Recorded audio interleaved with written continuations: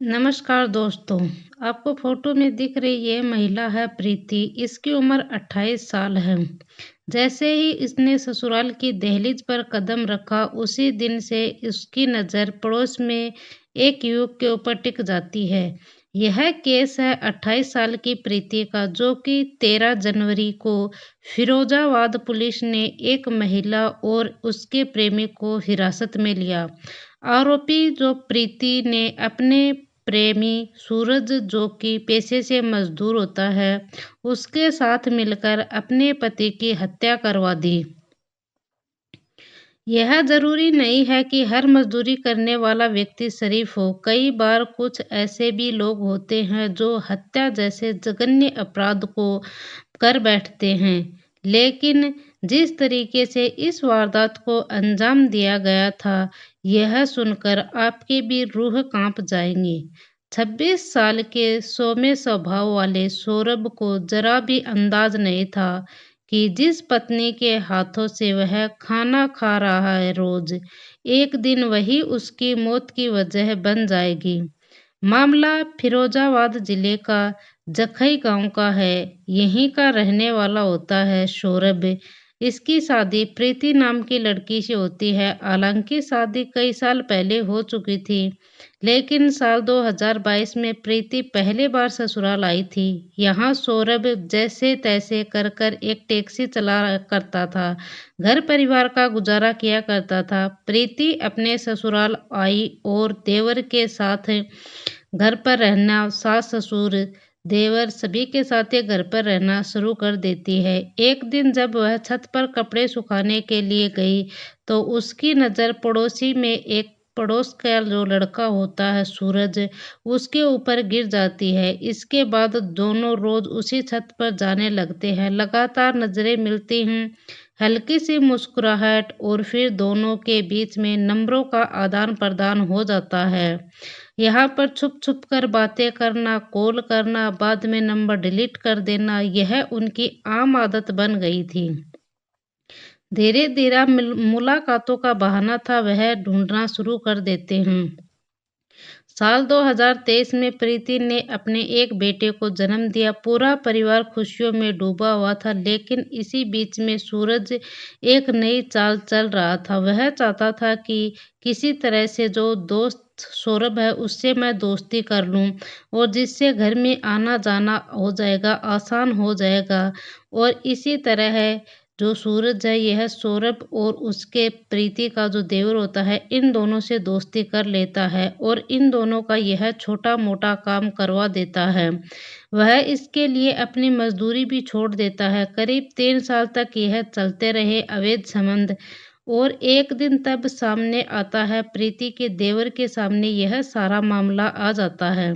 जैसे ही प्रीति के देवर के सामने ये सारा मामला आता है, तो जो प्रीति है यह हाथ जोड़कर, जो उसका देवर है, यह सारी बात उसके घर वालों को बता देता है।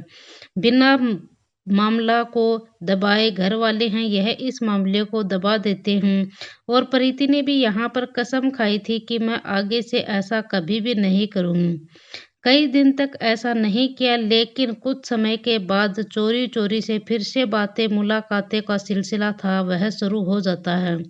इस बार और ज्यादा सक्रिय था कि 8 जनवरी 2025 को सौरभ कुछ दिन के लिए घर से बाहर गया था। यहीं से जिंदगी की उल्टी गिनती शुरू हो जाती है। प्रीति ने सूरज और उसके दोस्त सलमान को भरोसा दिलाया और कहा कि मेरे पति को किसी भी तरीके से आप मार दो, तुम्हें कुछ भी करना पड़े। लेकिन 9 जनवरी को जब सूरज था सौरभ यह खाना खाकर खेत के लिए घर से निकला था और जैसे यह बताया कि आधे घंटे में वह लौटकर घर वापस आएगा।